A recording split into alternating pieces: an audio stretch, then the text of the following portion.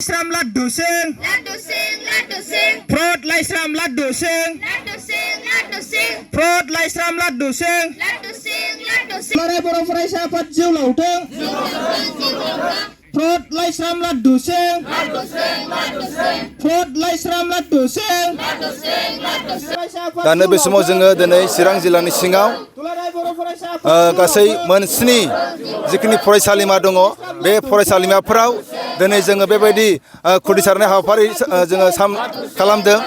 जोङो बे खुदिसारनाय हाबाफारिया जाहैबाय आथिखालाव जि बड'लेण्ड इउनिभारसिटि सिङाव थानाय जि प्रफेसर लाइस्राम लाडु सिं बेनि हेंथायै जोङो दिनै खुदिसारदों।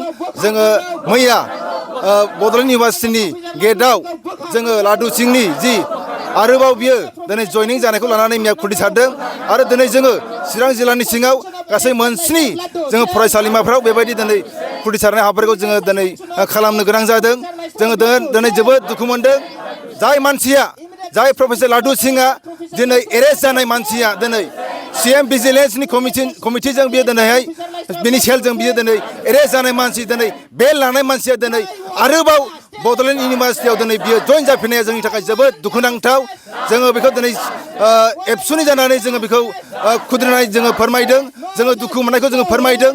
जोङो जि समाव दुलाराय बर' फरायसा आफादा गुन गोनां सोलोंथाइनि थाखाय खामानि मावबाय थानाय बे समाव दिनै बिथाङा जोंनि जाय सोमावसारनायजों फैनाय बड'लेण्ड इउनिभारसिटि बे इउनिभारसिटियाव दिनै फैनानै बिथाङा बै जोंनि इउनिभारसिटिखौ जोंनि फिउचारखौ जोंनि फरायसाफोरनि फिउचारखौ दिनै बिथाङा नस्थ' खालामनो थांगासिनो दङ।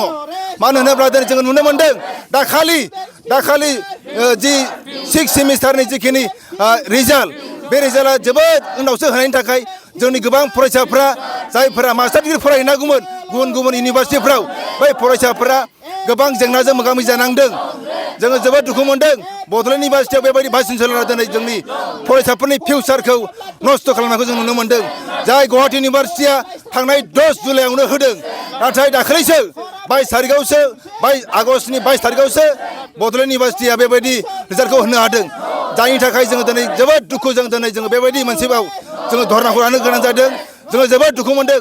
जाय मानसिया लाजिनांगौमोन जाय मानसिया खुनु मरेलिटि गैया जोङो नुनो मोनो इन्डियायाव जुदि सोरबा माब्लाबाफोर रेल जुदि नोङो जाब्रबथाय जायोब्ला रेलनि एक्सिडेन्ट जायोब्ला रेल मिनिस्टारा बिनि रिजाइन होनायखौ जोङो नुनो मोनो। नाथाय दिनै एथ' एरेस्टेड मानसि जानायनि उनाव गोबां नोङो दुर्निथि थानायनि उनाव दिनै प्रफेसर लाडु सिंआ बड'लेण्ड इउनिभारसिटिनि भाइस चेन्सेलरनि बिबानखौ दिनै बियो आरोबाव लागासिनो दङ। मैयाबो बियो जयनिं जादों मैयाबो हाबदों अफिस सालायगासिनो दङ। मरेलिटि जेबो गैया जोंनि समाजाव बेबायदि इउनिभारसिटियाव थानाय मानसिया जोबोद दुखुनांथाव जोबोद आसरित बेबायदि मानसिया दे नोङो इउनिभारसिटिखौ सालायनो हायो जोबोद दुखुनांथाव। जोङो बेखायनो दिनै चिरां जिल्ला एबसुनि जानानै जोङो बिथांखौ गोख्रैनो बिथाङा नैबे जिखिनि पस्ट बिथाङा आवग्रिनानै दङ बेनिफ्राय गोख्रैनो बिथाङा रिजाइन होनांगौ। जों आसाम सरकारखौबो जोङो हुंखार होदों जोङो सोंखारिदों बिथांखौ एरेस्ट जाखांनायनि उनाव दिनै बेल होखांनायनि उनाव बेखौ मानो आरोबाव दिनै जयनिं खालामनो होदों अफिस सालायनो होदों। जोङो बेनि थाखाय आसाम सरकारखौबो जों रिकुवेस्ट खालामदों सरकार जोङो नारसिनदों जाहाथे बिथांमोनाबो दिनै लाजिथावथाव एरेस्ट जानाय मानसिया गावसोरनि मेगनावनो दिनै बेबायदि नोङो इउनिभारसिटिनि सासे भाइस चेन्सेलर जागासिनो दङ जोबोद दुखुनांथाव। जोङो बेखायनो बिथांखौ खावलायदों जोङो बिथाङा मरेल ग्राउन्डआव बिथाङा गोख्रैनो बड'लेण्ड इउनिभारसिटिनिफ्राय बिथाङा गोजान जानांगौ। आरो जोङो दिनै दाबि खालामदों जाय मानसिया जयग गोनां जाय मानसिया स्किल गोनां बे मानसिया जोंनि नायल' जाल' बड'लेण्ड बिटिआरनि मोनसेल' इउनिभारसिटि बे बड'लेण्ड इउनिभारसिटियाव सासे मोजां भाइस चेन्सेलरा बेयाव जायगा लाफैनांगौ बेखौ सामलायफैनांगौ। आरो जोंनि नायल' जाल' जि बड'लेण्ड इउनिभारसिटि जाहाथे बे फिउचाराव जोंनि गेजेराव मोजां फरायसा ओंखारहैनो हायो मोजां रिसार्चनि खामानि मावनो हायो बेनि थाखाय जों दाबि खालामदों। जों दिनै नुनो मोनदों बिथाङा दिनै गोबां नोङो दिनै कारापसनाव जइन जानानै कारापसनाव लिप्त जानानै कारापसनाव लोब्बा जानानै दिनै बड'लेण्ड इउनिभारसिटिखौ मोनसे कारापसननि कारखाना बायदि सालायगासिनो दङ। बेयाव इलिगेल एपइन्टमेन्ट जायो बेयाव रिजाल्टआ लेट जायो मोजां फरिखा जाया मोजां बिजाब गैया दिनै फरिखा मोजां सामलायनो नालागे मोजां नोङो इउनिभारसिटियाव सामलायनो नालागे बिथाङा दिनै कारापसनाव जोङो बेखौ लोब्बा जानायखौ जों नुनो मोनदों। बेखायनो जोङो चिरां जिल्ला एबसुनि जानानै दिनै नैबे जि सोमावसारनाय जि खुदिसारनाय हाबाफारिजों जोङो बिथांखौ दिनै जोङो हुमखि होदों बिथाङा थाबैनो बड'लेण्ड इउनिभारसिटिनिफ्राय ओंखारलांनांगौ। गिबियावनो आङो सौग्राम बरगयारि कलेजनि जेनेरेल सेक्रेटारि आरो बेजों लोगोसे जोंनि गासै साफ्रोमबो स्टुडेन्टफोरनि जानानै आङो बेफोरो नोंथांनि मिडियानि गेजेरजों फोरमायनो सानो जे जोंनि सोलिफु दानाव सोलिबाय थानाय जेनाखि भाइस चेन्सेलर लाइस्राम लाड्डु सिं बिथांनि दैदेननाय जोंनि नुजाथिनायाव